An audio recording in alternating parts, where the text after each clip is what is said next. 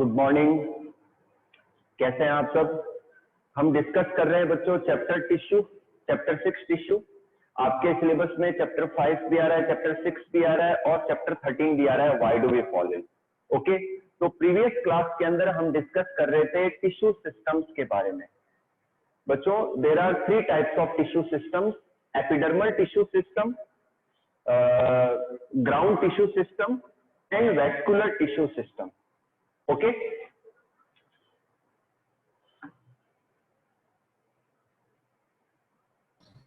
तो last class के अंदर हमने डिस्कस कर लिया था एपिडर्मल टिश्यू सिस्टम के बारे में।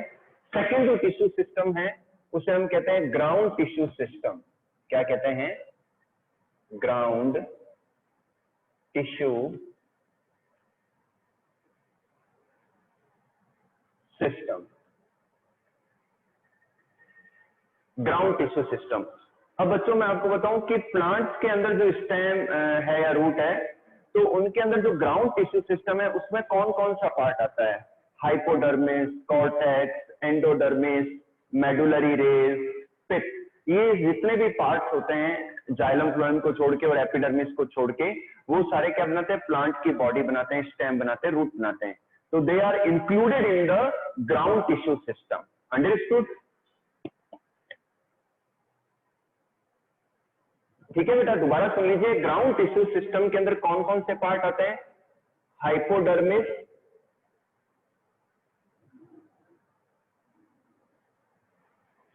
सेकेंड हम लेते हैं कॉर्टेक्स, थर्ड हम लेते हैं एंडोडर्मिस, ओके, फोर्थ लेते हैं मेडुलरी रेस,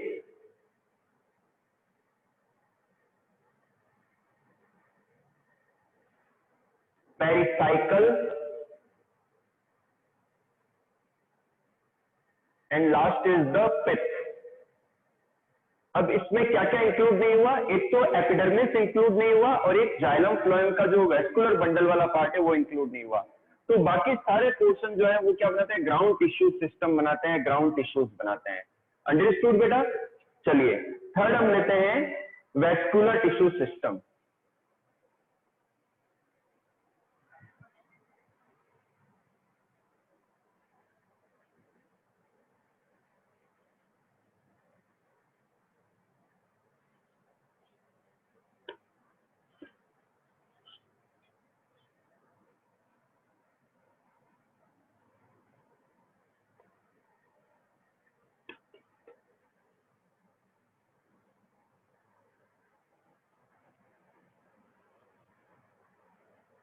बच्चों, जो थर्ड टिश्यू सिस्टम है वो वेस्कुलर टिश्यू सिस्टम है, जिसमें वेस्कुलर बंडल्स को इंक्लूड किया जाता है।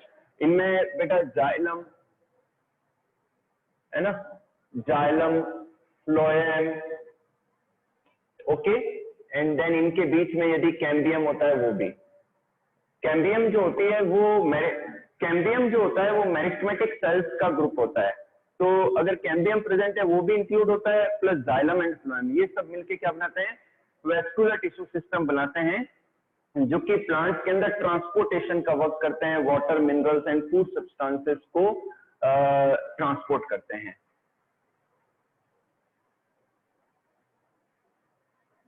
ओके, अब बच्चों अपन टाइप करेंगे वेस्कुलर, टाइप पढ़ेंगे वेस्कुलर टिश्यू सिस्टम के ना।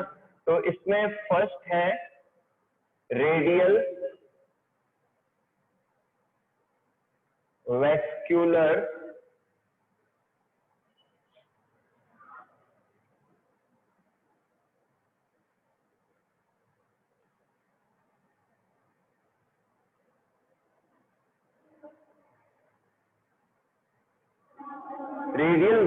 सिस्टम और सेकंड इज द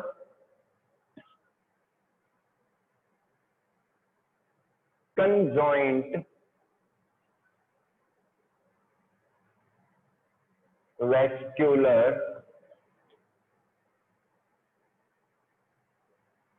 सिस्टम।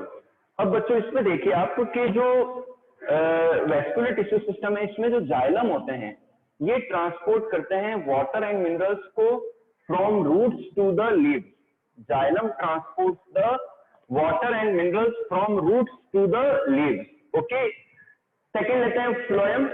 जो फ्लोएम है, phloem transports the food in the form of phloem sac from leaves to the different parts of the plant.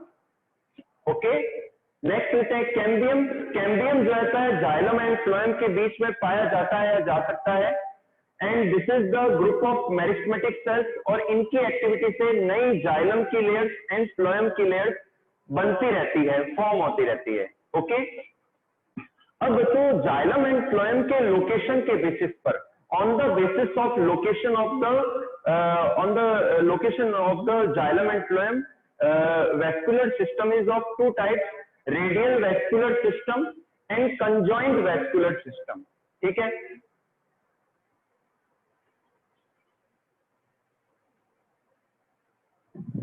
बच्चों जो radial vascular system है इसका मैं स्केच बना के बता देता हूं. इसमें क्या होता है कि जो जाइलम एंड फ्लोएम जो होते हैं वो डिफरेंट रेडियस पर होते हैं, ऑल्टरनेटली होते हैं. Okay. Xylem and phloem different radius पर होते हैं और ऑल्टरनेटली पाए जाते हैं. ओके. तो फिर इसलिए इसे क्या कहते हैं? रेडियल वैस्कुलर सिस्टम कहते हैं. क्या कहते हैं बेटा? रेडियल वैस्कुलर टिश्यू सिस्टम कहते हैं.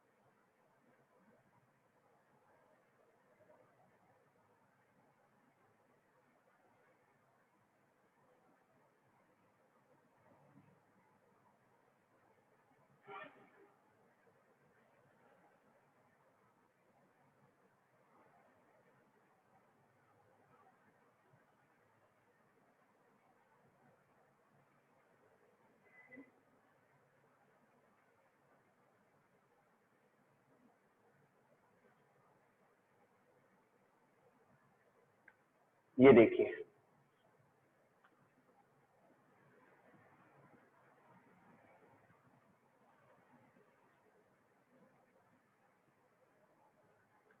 ठीक है. अब ये देखिए बेटा, ये तो हो गया जाइलम, ये हो गया फ्लोएम.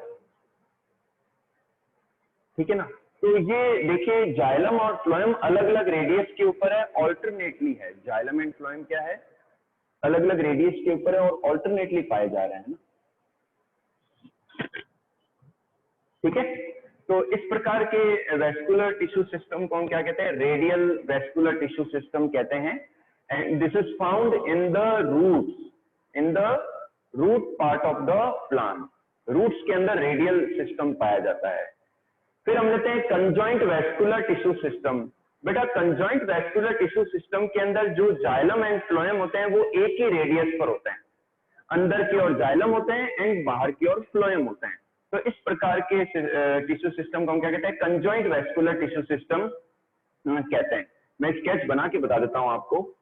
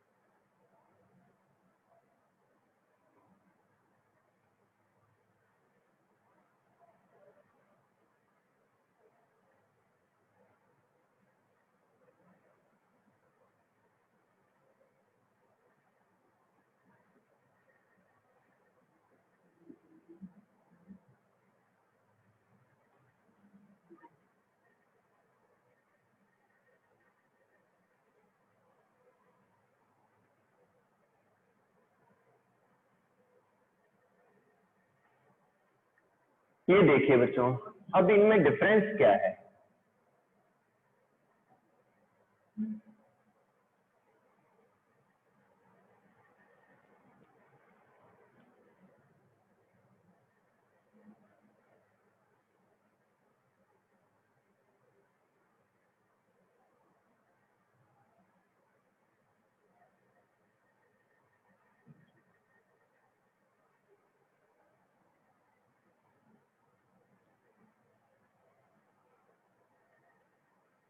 ठीक है बेटा, अब ये देखिए, आपको मैं बता दूं बच्चों के जो मोनोकॉट प्लांट होते हैं, जैसे कि गेहूं है, चावल है, तो इन प्लांट्स के अंदर जाइलम एंड फ्लोएम के बीच में कैम्बियम नहीं पाया जाता।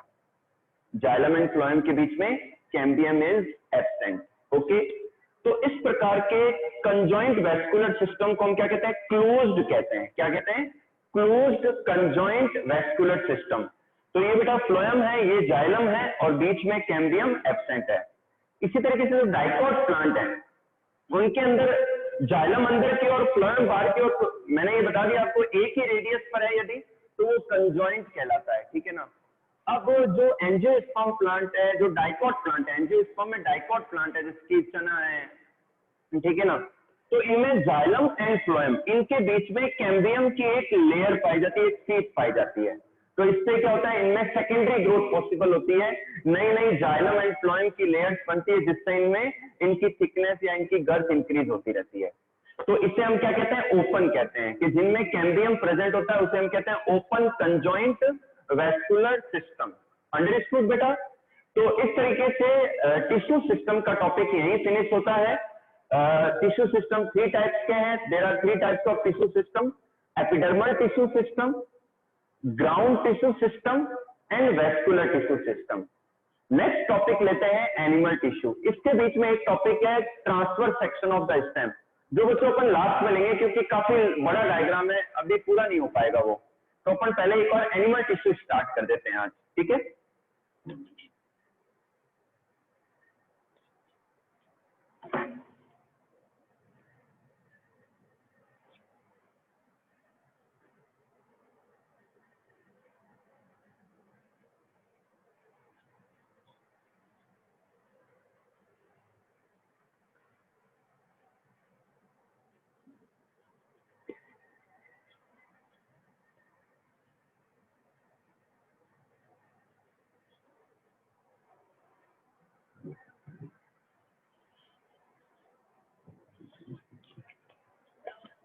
तो नेक्स्ट टॉपिक इज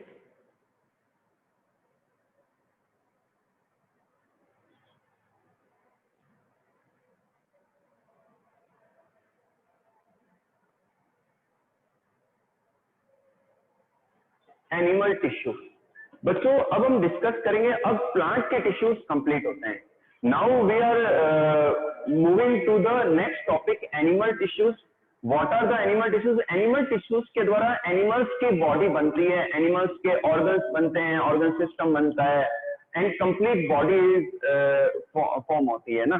तो उन एनिमल टिश्यूज के बारे में हम डिस्कस करेंगे। आज हम डिस्कस करेंगे कि ह्यूमन में या एनिमल्स में कितने टाइप के एनिमल टिश्यूज पाए जाते हैं, जिनसे उनकी बॉडी और दूसरा जो ऑर्गन सिस्टम है पूरा बनता है।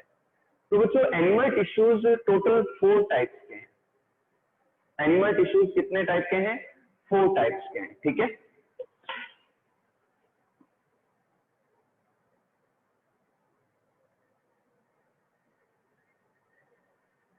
टाइप्स ऑफ एनिमल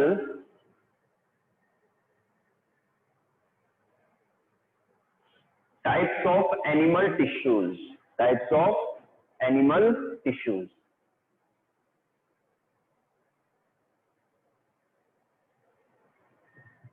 ठीक है? अब एनिमल टिश्यूज के टाइप में फर्स्ट है epithelial tissues. Epithelial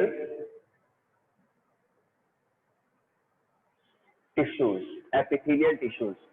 The second one is the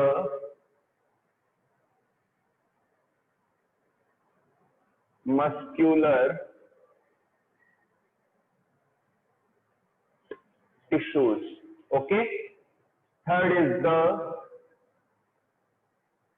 connective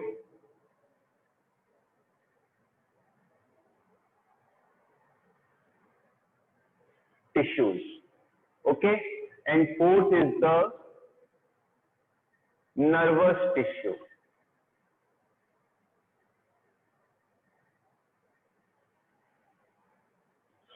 Okay, beta. So there are four types of animal tissues which forms the animal's body: epithelial tissues, muscular tissues, connective tissues and nervous tissues. अब बच्चों मैं आपको एक चीज बताऊं कि जो animals हैं, जो ह्यूमंस हैं, इनके अंदर नर और मादा, मेल और फीमेल, दो अलग अलग एनिमल होते हैं. नर के अंदर, मेल के अंदर मेल रिप्रोडक्टिव सिस्टम होता है, फीमेल के अंदर फीमेल रिप्रोडक्टिव सिस्टम होता है. मेल के अंदर मेल गैमेट्स यानी कि स्पर्म बनते हैं, फीमेल के अंदर एग बनता है. जब मेल और फीमेल का क्रॉस होता है तो मेल अपने स्पर्म को फीमेल की बॉडी में इंट्रोड्यूस कर देता है. स्पर्म और ओव्यूम का या एग का फ्यूजन फीमेल की बॉडी के अंदर होता है. उनके फ्यूजन से बनता है जायगोट, जो कि लाइफ की पहली सिंगल सेल है, डिप्लॉयड सिंगल सेल है. अब जायगोट में सेल डिवीजन होते हैं, माइटोटिक सेल डिवीजन होते हैं. इससे क्या होता है कि कई सारी सेल्स का क्लंप बन जाता है, गुच्छा बन जाता है. उस सेल्स के क्लंप को हम कहते हैं एम्ब्रियो. क्या कहते हैं? एम्ब्रियो कहते हैं. और एम्ब्रियो से फिर धीरे धीरे डेवलप होकर चाइल्ड डेवलप होता है. एम्ब्रियो से के अंदर धीरे धीरे डेवलपमेंट से क्या होता है? एक चाइल्ड डेवलप होता है. तो माँ के यूट्रस के अंदर, मदर के यूट्रस के अंदर, गर्भ के अंदर बच्चा विकसित होता है. किसके द्वारा? एम्ब्रियो के द्वारा. तो जब during the development of the embryo, embryo का जब डेवलपमेंट हो रहा होता है तो एम्ब्रियो के अंदर डिफरेंट टाइप की लेयर्स बनती है. अगर मैं हायर एनिमल की बात करूं तो इनमें 3 टाइप की लेयर बनती है, जिन्हें हम क्या कहते हैं? जर्म लेयर्स कहते हैं. क्या कहते हैं बेटा? जर्म लेयर या जर्मिनल लेयर्स कहते हैं. और 3 टाइप की जर्मिनल लेयर्स जो बनती है, इन्हीं 3 जर्मिनल लेयर से हमारी बॉडी के सारे ऑर्गन विकसित होते हैं. ओके बेटा, दोबारा सुन लीजिए. During the development in embryo there are formation of 3 types of germ layers. 3 प्रकार की जर्म लेयर्स फॉर्म होती है. इन्हें हम कहते हैं ectoderm,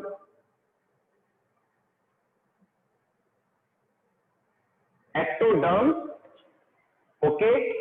second one is the mesoderm and third is the endoderm. ठीक है बेटा, हमारे अंदर भी हम भी जब अपने माँ के गर्भ में थे, हम जब एम्ब्रियो के फॉर्म में थे, तो हमारे अंदर भी 3 लेयर्स विकसित हुई थी, एक्टोडर्म, मेसोडर्म, एंडोडर्म. और इन तीनों जर्म लेयर से हमारी पूरी बॉडी के सारे ऑर्गन डेवलप हुए हैं. ओके बेटा, तो मैं अब आपको क्या समझाने जा रहा हूं कि जो एपिथेलियल टिश्यूज हैं, ये एक्टोडर्म, मेसोडर्म, एंडोडर्म तीनों से डेवलप होते हैं. जो मस्कुलर टिश्यूज हैं, ये मेसोडर्म से डेवलप होते हैं. जो कनेक्टिंग टिश्यूज हैं, they develop from the mesoderm. और जो नर्वस टिश्यूज हैं, वो डेवलप होते हैं एक्टोडर्म से. ठीक है ना. अब हम इसको डिटेल में पढ़ते हैं, एपिथेलियल टिश्यूज को.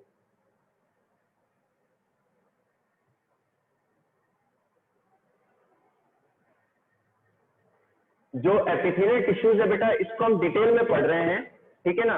जो एपिथेलियल टिश्यूज है बेटा, हमारी बॉडी की कवरिंग बनाते हैं, हमारे ऑर्गन्स की कवरिंग बनाते हैं, हमारी बॉडी की इंटरनल लाइनिंग बनाते हैं, ऑर्गन्स की इंटरनल लाइनिंग बनाते हैं. तो ये कौन बनाते हैं? एपिथेलियल टिश्यूज बनाते हैं. ठीक है. अगर मैं एपिथेलियल टिश्यूज के फंक्शंस की बात करूं तो ये हमें प्रोटेक्शन देते हैं, हमें प्रिवेंशन करते हैं. इनके द्वारा सिक्रेशन होता है, क्योंकि इनसे कुछ ग्लैंड ऐसी बनती है जो हार्मोन का या एंजाइम का सिक्रेशन करती है, या कुछ म्यूकस का सिक्रेशन करती है.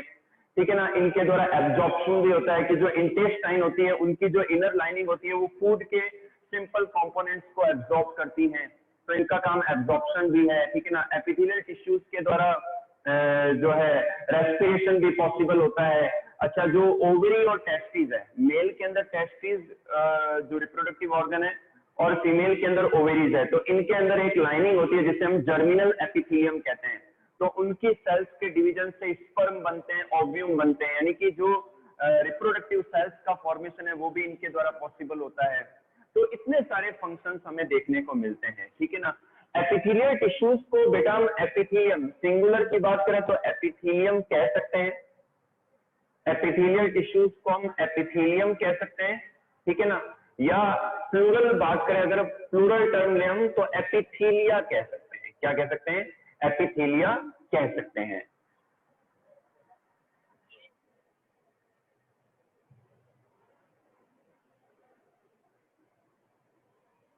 ओके बेटा, एपिथेलियल टिश्यूज को सिंगुलर टर्म के रूप में हम देखें तो इसे हम एपिथेलियम कह सकते हैं, और इनका जो प्लूरल टर्म है उसे हम एपिथेलिया कह सकते हैं।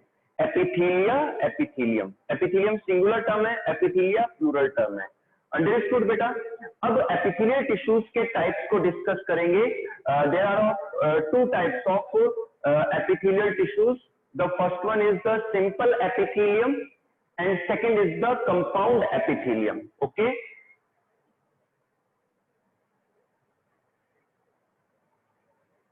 एपिथेलियल टिश्यूज में बेटा फर्स्ट देखिए टाइप्स की बात करें, simple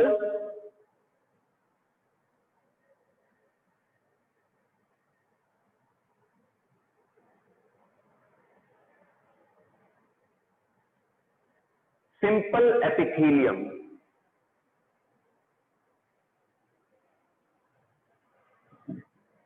simple epithelium, and second is the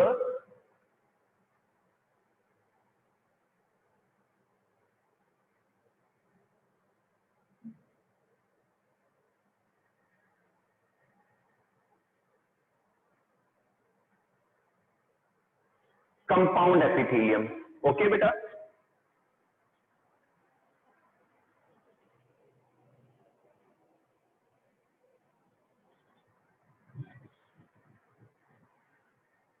बच्चों जो सिंपल एपिथेलियल टिश्यूज हैं, पहले हम डिस्कस कर लेते हैं सिंपल एपिथेलियम।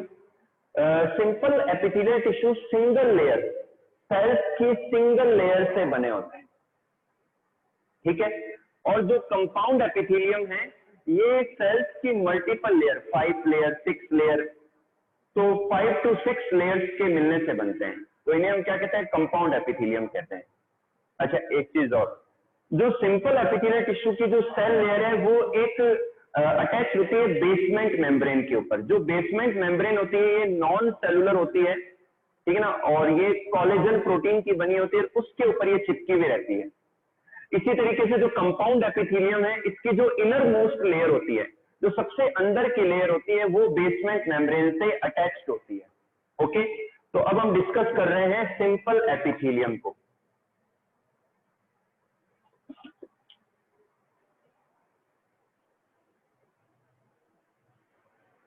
बेटा जो सिंपल एपिथेलियम है इनके भी जो टाइप्स है वो हम डिस्कस कर लेते हैं। सबसे पहला इसका टाइप लेते हैं simple,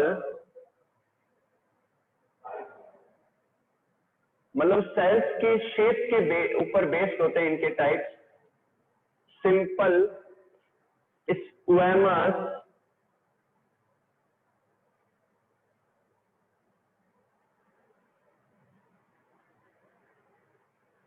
epithelium, simple squamous epithelium.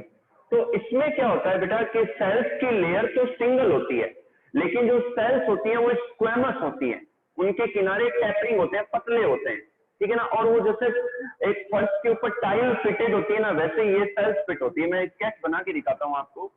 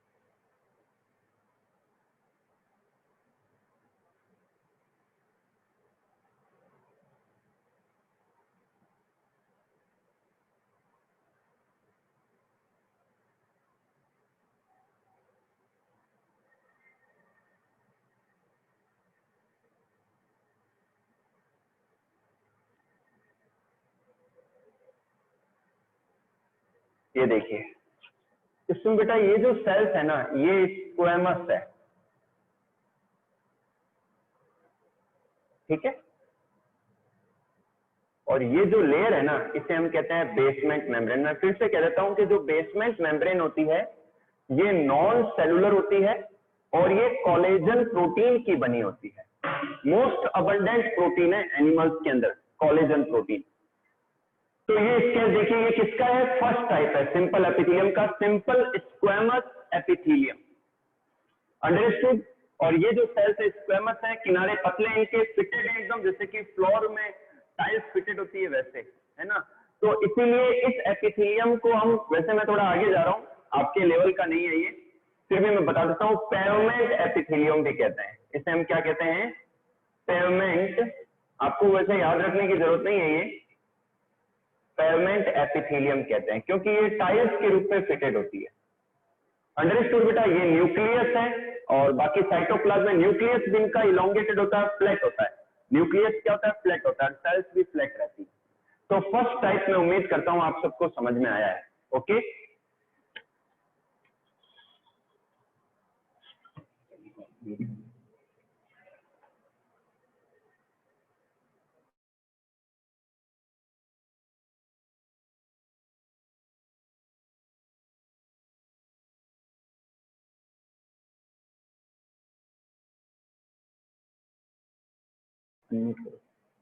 Pranav last में बात करेंगे आपसे, ठीक है ना। अभी एक बार ये समझ लो, ये हो गया बेटा सिंपल स्क्वेमस। ओके, सेकंड लेते हैं सिंपल क्यूबॉइडल।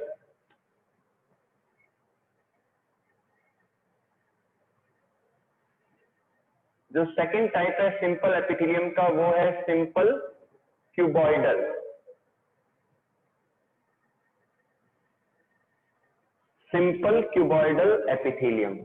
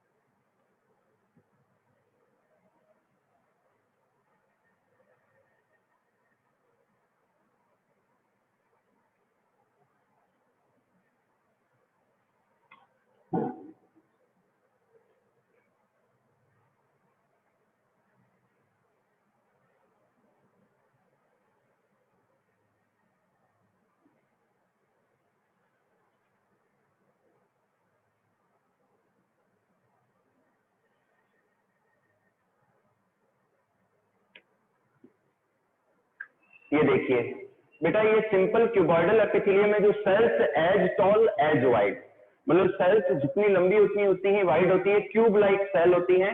और ये बेसमेंट मेम्ब्रेन है, ये न्यूक्लियस है और ये अंदर साइटोप्लाज्म है। अच्छा, न्यूक्लियस राउंडेड होता है, ठीक है। तो इस प्रकार के एपिथेलियम को हम क्या कहते हैं, सिंपल क्यूबॉइडल एपिथेलियम कहते हैं। आप स्केच देख लीजिए, नेक्स्ट ले रहा हूं मैं टाइप इसका।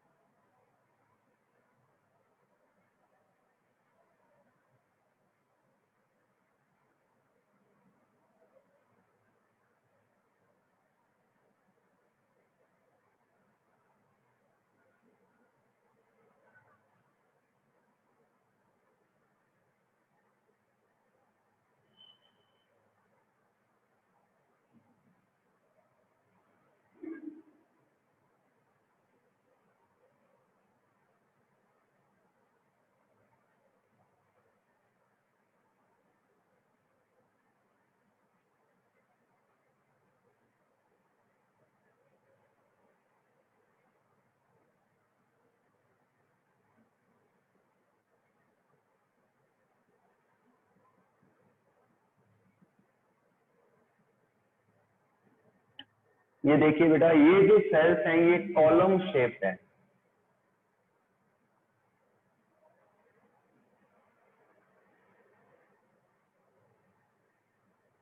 ये कॉलम शेप है, ये न्यूक्लियस है, okay, and this is the basement membrane. Simple है बच्चों, डायग्राम के बेसिस पर आप इजीली लर्न कर सकते हो। सिंपल कॉलमनर में क्या है कि जो सेल्स होती है इलोंगेटेड होती है, कॉलम शेप्ड होती है, ये न्यूक्लियस है, ये साइटोप्लाज्म है इनके बाहर, और ये जो है ये बेसमेंट मेम्ब्रेन है, ओके। तो डायग्राम के बेसिस पर आप इजीली इसको अच्छे से समझ सकते हैं ना। चलिए, तो बच्चों आज के टॉपिक में अपन आज की क्लास में अब इतने ही टॉपिक्स करते हैं ना। नेक्स्ट क्लास जब भी होगी अपनी, तो सिंपल एपिथेलियम अपनी अभी करंटली चल रही है, इसका आगे का टॉपिक आप पढ़ेंगे, simple ciliated columnar cuboidal epithelium, ठीक है ना। तो आज मैं इतना ही रोक रहा हूँ इसको, ओके। आपके जो भी क्वेरीज है, जो भी डाउट है, आप मेरे से पूछ लीजिए। अंडरस्टूड?